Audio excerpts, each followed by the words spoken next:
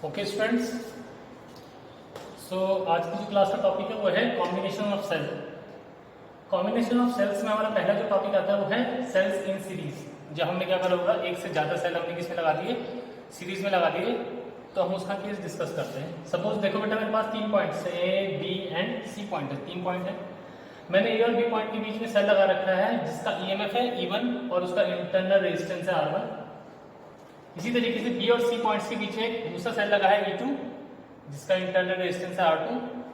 ये दोनों cell series में माने जाएंगे क्योंकि ये बैक टू बैक लगे हैं, ठीक है ना, पॉजिटिव नेगेटिव, ठीक है। तो जब सेल बैक टू बैक लगे रहते हैं यानी कि मींस एक का नेगेटिव दूसरे के पॉजिटिव से जुड़ा होता है, फिर तीसरे का पॉजिटिव दूसरे के नेगेटिव से जुड़ा होगा, वो क्या हो जाएंगे, बैक टू बैक लगे हैं, means cells are in series. इसका ईएमएफ E1 मैंने ऑलरेडी बता दिया, EMF E1 internal resistance R1, EMF E2 internal resistance R2। अब बेटा हम ऐसा भी तो कर सकते थे कि इन दोनों अलग अलग सेल्स की जगह ए और सी पॉइंट के बीच में सिंगल सेल निकाल सकते हैं, जिसका जो सिंगल सेल का जो ईएमएफ होगा वो इन दोनों के ईएमएफ के सम के बराबर होगा। अभी हम इसको मैथमेटिकली निकालेंगे, और जिसका इंटरनल रेजिस्टेंस भी होगा वो भी क्या हो जाएगा, इन दोनों के इंटरनल रेजिस्टेंस के सम के बराबर हो जाएगा। अब देखिए, मैंने इसका जो मैथमेटिकल कंडीशन है वो कैसे निकालते हैं। मैथमेटिकल कंडीशन निकालने के लिए हम क्या करेंगे, हमें जो बेसिक कंसेप्ट पता है कि हमें पता है कि D इक्वल टू होता है E माइनस आई आर। ये इक्वेशन होती है हमारे पास, जहाँ पे B क्या होता है, V is the terminal voltage, E is the EMF of the cell, I is the current and R is the internal resistance. तो मैं क्या करूँगा, सबसे पहले मैं लिखता हूँ potential difference between the terminals of the cell between point A and B, potential difference between the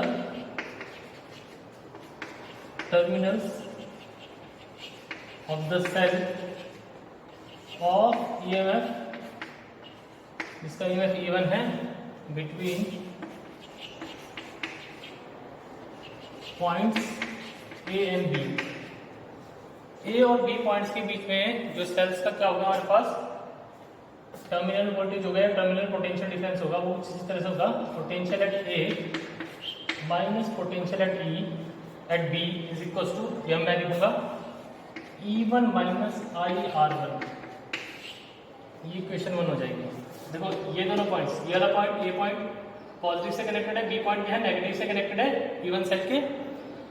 तो इन दोनों पॉइंट्स के बीच में जो पोटेंशियल डिफरेंस होगा वही टर्मिनल वोल्टेज के बराबर होगा। तो B A minus B B equal to हो जाएगा E1 माइनस आई R1। इसी तरीके से जो दूसरा केस होगा हमारे पास,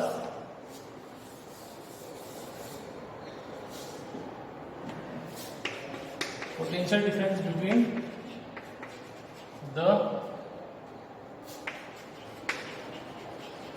टर्मिनल्स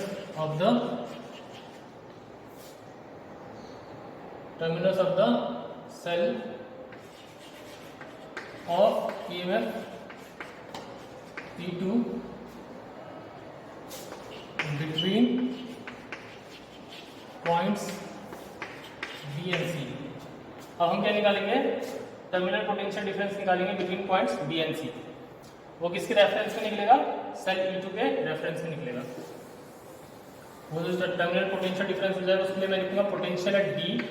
अब देखिए B पॉइंट क्या है, सेल की, इस वाले सेल के पॉजिटिव से कनेक्टेड है, तो potential at B minus potential at C equal to हो जाएगा, ये हो जाएगा E2 माइनस आई R2। ये हमारी इक्वेशन हो जाएगी सेकंड, ये हमारी सेकंड इक्वेशन होगी। अब देखिए बच्चों, ये हमने लिख दिया था A और B पॉइंट के बीच का पोटेंशियल डिफरेंस है BA minus BB equal to E1 minus I R1, क्योंकि ये जो दोनों पॉइंट्स है E1 सेल के क्रॉस है। इसी तरीके से B और C पॉइंट्स के बीच का मैंने पोटेंशियल डिफरेंस, B और C के पॉइंट्स का पोटेंशियल डिफरेंस होगा BB minus BC equal to, अब ये दोनों पॉइंट्स किसके बीच में कनेक्टेड हैं, सेल E2 के बीच में कनेक्टेड है, तो will be E2 minus I R2। अब जो मैंने इक्विवेलेंट फिगर बनाया है उससे मैं क्या निकाल सकता हूँ, potential difference between point A और C डायरेक्टली निकाल सकता हूँ। तो देखिए कैसे निकलेगा, potential difference between point A minus potential difference between point C equals to, ये हो जाएगा बेटा। अब इन दोनों पॉइंट्स के बीच में जो मैंने सेल मान रखा है उसका मैंने EMF मान रखा है E इक्विवेलेंट माइनस आई R इक्विवेलेंट क्या है, उसका इंटरनल रेजिस्टेंस है। तो ये इक्वेशन हो जाएगी हमारे पास 3। अब देखो बच्चों, मुझे क्या करना पड़ेगा, इस थर्ड इक्वेशन में मुझे एक मैनिपुलेशन करनी पड़ेगी। मैं क्या करूँगा इसमें, इस तरफ मीन्स लेफ्ट हैंड साइड में मैं क्या करूँगा, VA को प्लस कर VB को प्लस कर दूंगा, VB को ही सब्ट्रैक्ट कर दूंगा। तो यह आ जाएगा हमारे पास VA,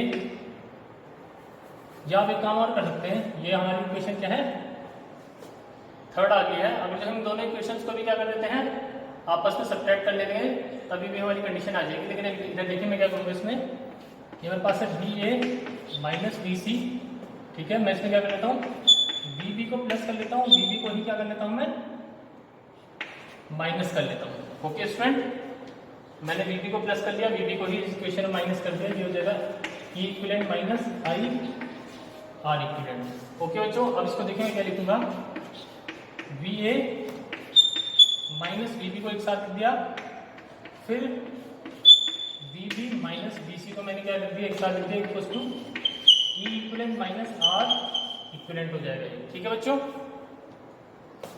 अब देखिए VA माइनस VB की वैल्यू कितनी है, VA माइनस VB की वैल्यू है E1 माइनस IR1, और जो हमारे पास दूसरी वैल्यू है वो कितनी है, E2 माइनस IR2।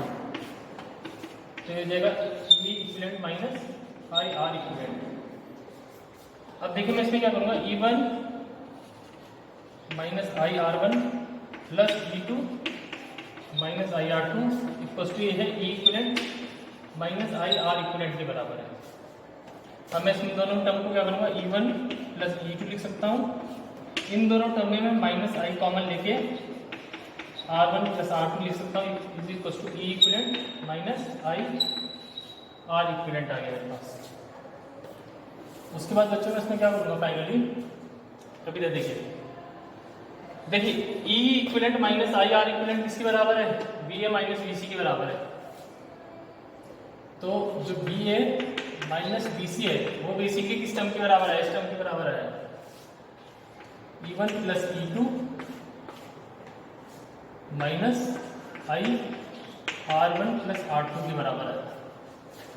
और ये जो टर्म मैंने लिखी है VA माइनस BC, इसी टर्म को मैंने क्या लिखा था, E equivalent minus IR equivalent लिखा था। तो अगर जो इन दोनों इक्वेशंस को हम कंपेयर करते हैं बच्चों, जब हम इन दोनों इक्वेशंस को कंपेयर करेंगे तो E इक्विवेलेंट, जो हमारे पास E इक्विवेलेंट है वो बेसिकली हमारे पास E1 प्लस E2 के बराबर है। और देखिए minus I as it is, I के साथ I को कंपेयर करेंगे, और R इक्विवेलेंट किसके बराबर है,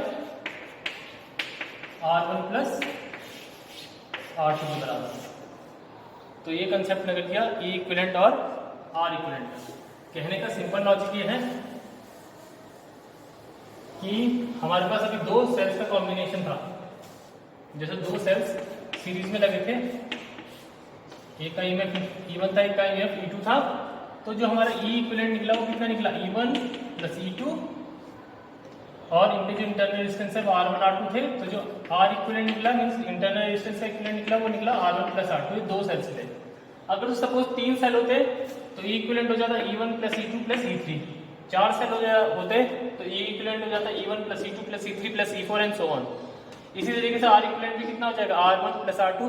कहने का मतलब सिंपल है कि जो इक्विवेलेंट EMF होगा वो किसके बराबर हो जाएगा, जितने भी इंडिविजुअल सेल्स होंगे उन सब सेल्स के एल्जेब्रिक सम के बराबर हो जाएगा। इसी तरीके से जो इंटरनल रेजिस्टेंस होगा वो भी क्या हो जाएगा, उन सब सेल्स के एल्जेब्रिक सम के बराबर हो जाएगा। ठीक है बच्चों, सिंपल ये लॉजिक है, गॉट इट। अगर जो मान लीजिए हमने n सेल्स लगा रखे तो E इक्विवेलेंट कितना हो जाएगा, E1 plus E2 plus E3 up to कहाँ तक, En तक, nth टर्म तक। इसी तरीके से R इक्विवेलेंट हो जाएगा R1 R2 plus R3 up to n terms तक। तो ये कंसेप्ट होता है when cells are in series combination.